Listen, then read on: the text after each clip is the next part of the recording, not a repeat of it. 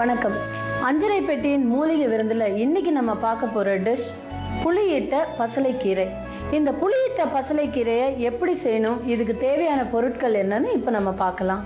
கடுகு, எண்ணெய், பசலைக்கீரை, பச்சை மிளகாய், காய்ந்த மிளகாய், மஞ்சள் பொடி, உப்பு, புளி. இப்போ இந்த புளியிட்ட பசலைக்கீரை எப்படி செய்யறதுன்னு நம்ம பார்ப்போம்.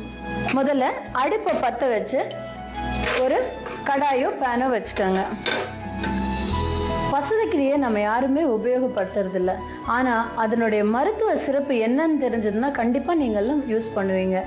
பசலைக்கீரைக்கு நீர் கடுப்பு, நீர் அடைப்பு, மேகம், பெண்களுக்கு வெள்ளைப்படுதல், வாய் சுவையின்மை, அதே மாதிரி வாமிட்டிங் சென்சேஷன், இது எல்லாத்தையும் ஸ்டாப் பண்ணக்கூடிய அளவுக்கு ஒரு சிறந்த மருத்துவ குணம் உள்ளது பசலைக்கீரை.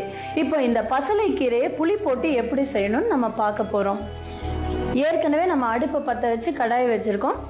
இதில் தேவையான அளவுக்கு எண்ணெயை விட்டுக்கோங்க.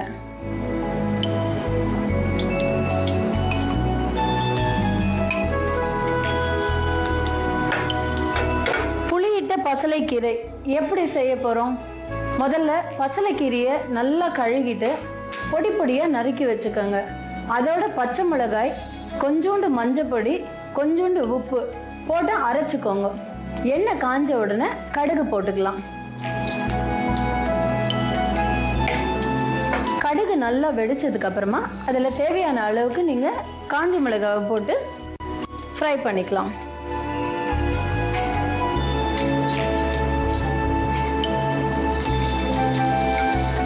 காஞ்ச மிளகாய் நல்லா வதங்கின உடனே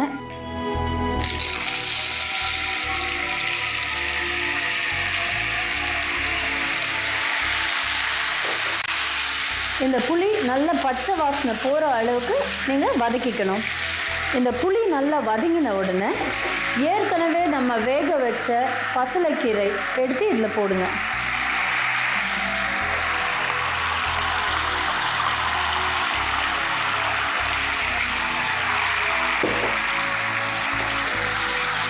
இந்த புளியும் பசலைக்கீரையும் நல்லா மிக்ஸ் ஆகணும்.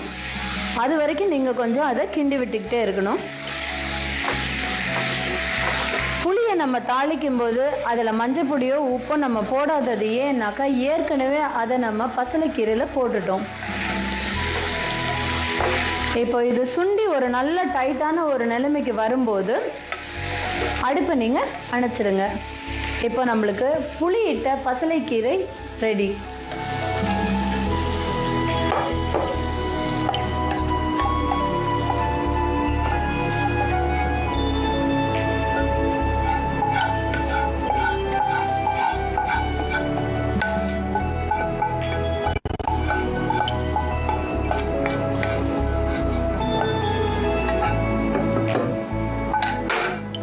புளியிட்ட பசலைக்கீரை ரெடி. இப்போ இந்த புளியிட்ட பசலைக்கீரை எப்படி பண்ணுறதுன்னு ஒரு சின்ன ரீகேப்க்கு போகலாம். முதல்ல பசலைக்கீரையை நல்லா கழுவிட்டு பொடி பொடியாக நறுக்கி வச்சுக்கோங்க. அந்த நறுக்கின பசலைக்கீரையில் தேவையான அளவுக்கு பச்சை மிளகாவும், கொஞ்சம் உப்பு, கொஞ்சம் மஞ்சப்பொடி போட்டு வேக வச்சு எடுத்து வச்சுக்கோங்க. வேக வச்சு ஆற வச்சு இந்த பசலைக்கீரையை மிக்சியில் நல்லா மை மாதிரி அரைச்சி வச்சுக்கோங்க. அதே மாதிரி புளியை நல்லா கரைச்சி வச்சுக்கணும். இதெல்லாம் தயார் பண்ணி வச்ச உடனே அடுப்பை பற்ற வச்சு அதில் ஒரு கடாயை வைங்க. அந்த கடாய் சுட்ட உடனே கொஞ்சம் எண்ணெயை விட்டு அதில் கடுகும் காஞ்ச மிளகாயும் தாளிங்க. தாளித்த உடனே ஏற்கனவே நம்ம கரைச்சி வச்சிருக்கிற இந்த புளியை அதில் கொஞ்சம் சேர்த்துக்கோங்க. இந்த புளி நல்லா கொதிச்ச உடனே ஏற்கனவே அரைச்சி வச்சிருக்கிற இந்த பசலைக்கீரையை அதில் போட்டு நல்லா கிளறி விடுங்க. நல்லா கொதி வந்த உடனே ஸ்டவ்வை ஆஃப் பண்ணிட்டீங்கன்னா புளியிட்ட பசலைக்கீரை ரெடி. மீண்டும் இதே மாதிரி ஒரு ஸ்பெஷல் டிஷ்ஷோட உங்களை சந்திக்கிற வரைக்கும் உங்களிடமிருந்து விடை பெறுவது உங்கள் புவனேஸ்வரி. நன்றி, வணக்கம்.